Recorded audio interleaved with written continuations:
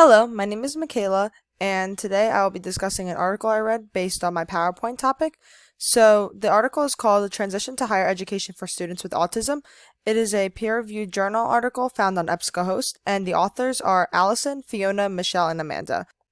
So, the first part of this article discusses its aim and goals of what they were trying to accomplish, which is basically if there was any correlation between the professional help students receive prior to post-secondary education and how it affects them in higher learning. And one of the main models that they follow is the bioecological theory model of development that's like related to education. And so there are different types of parts. There's like individual, a mesosystem, microsystem, exosystem, and macrosystem. So like macrosystem involves cultural beliefs related to higher education and disability, while the individual and microsystems based on specific characteristics and traits that fall within the spectrum, and then like their family members and professionals that help them. So that's the first part. And then after that, they discuss the research process and the conclusion, well, the discussion based on what they've concluded. So again, there were a lot of different studies, and they've only taken a certain amount of participants. So part of the limitations of the study was that they only had a very small demographic, which was white middle class / upper class males for the most part. And a lot of the students with ASD found that they needed more professional support in order to abet their performance in higher education. And a lot of them had difficulty when it comes to post-education because aside from academic needs, they have a lot of social needs. So there's a lot of difficulties with communication, theory of mind, flexibility, adaptive living skills, and executive functioning. So due to their difficulties in those specific areas and the lack of direct support that they receive, a lot of the students may fail to thrive because they're not receiving the right supports. And that was a big part of the article. That was definitely emphasized throughout the whole article.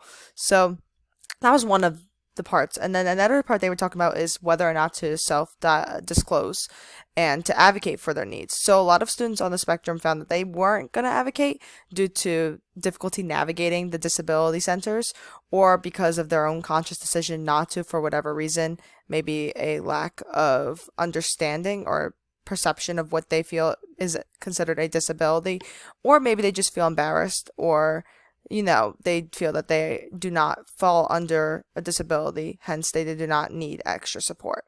So either way, if they did disclose, the traditional supports that a lot of students with mental health conditions receive, such as extra time on tests or exams and a separate testing room, was not found to benefit students with ASD. In fact, it was found to limit them because their needs are different.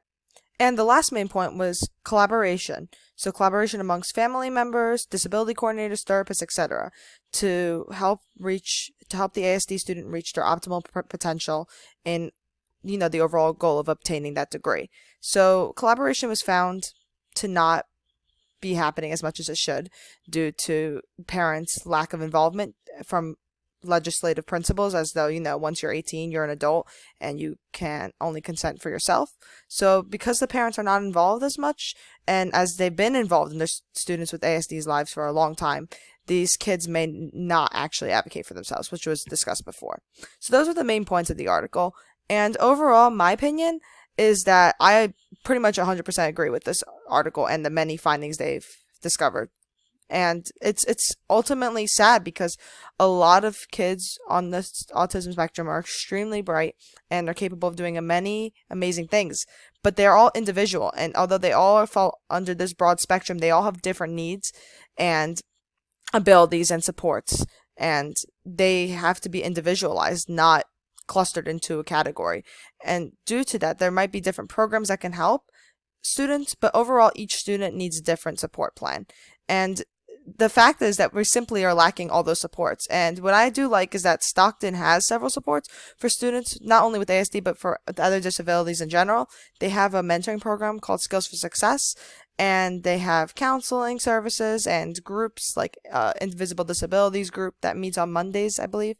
And those types of groups can help benefit students and help with ASD or with any other disability and help them feel more included and not segregated in the society and in post-secondary classroom settings.